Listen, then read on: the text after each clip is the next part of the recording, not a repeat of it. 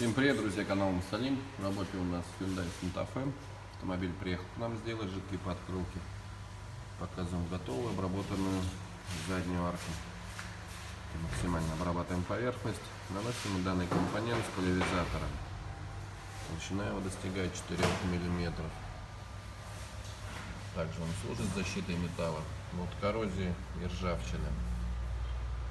Сейчас ждем, пока этот полимер подсохнет. А пока ждем, мы общаемся с автовладельцем.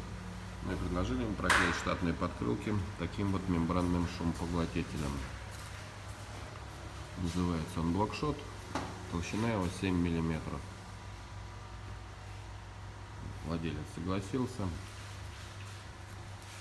Пока сохнет полимер, мы работаем с подкрылками. Ставьте свои комментарии, подписывайтесь на наш канал. Всем пока!